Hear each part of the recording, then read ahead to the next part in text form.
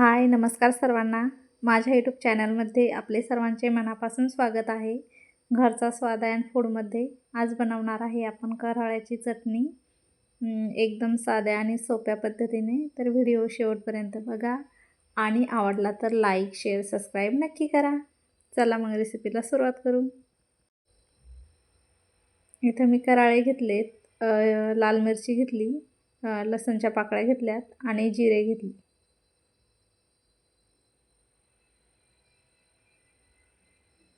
Pan गरम करायला ठेवला होता.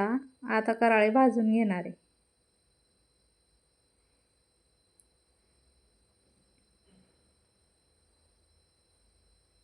कारळे भाजताना ते फिरवतच घ्यायचे, नाहीतर एका साईडलाच होतील. असे चांगले खरपूस भाजायचे.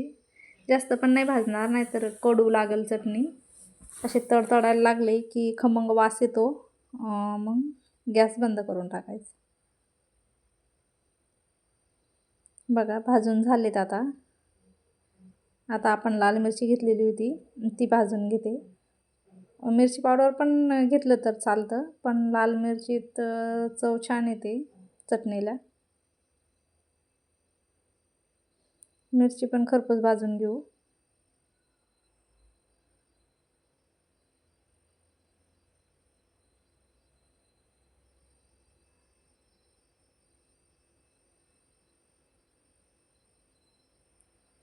बघा मिरची भाजून झाली आपली. पॅन गरमच आहे. मी गॅस बंद करून टाकलाय. आता तेवढा गरम याच्यावर आपण जिरे भाजून घेऊ.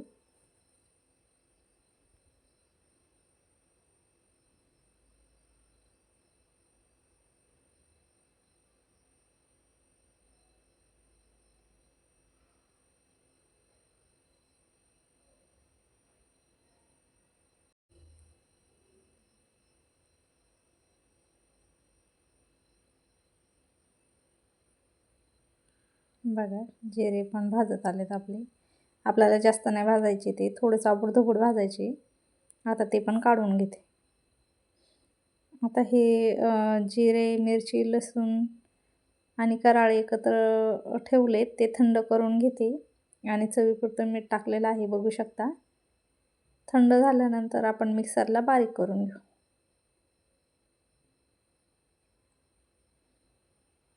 थंड झालेलं आहे. आता मी मिक्सरला बारीक करते. मिक्सरला बारीक केलंय बघा.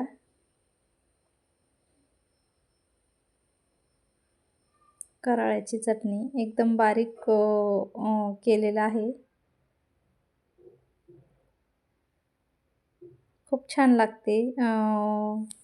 सुगंध इतका छान येतोय ना, खूप छान लागते खायला. एकदा नक्कीच करून बघा. आणि खाताना ती जरा अशी कोरडी कोरडी होती, तर आपण जेव्हा घेतो खायला तेव्हा त्याच्यामध्ये तेल टाकायचं आणि भाकरीबरोबर किंवा चपातीबरोबर खायची. जेवणासोबत खूपच छान लागते खायला. रेसिपी आवडली तर नक्कीच लाईक, शेअर, सबस्क्राईब करा. व्हिडिओ शेवटपर्यंत बघितल्याबद्दल धन्यवाद. आणि काही चुकलं असेल तर प्लीज माफ करा.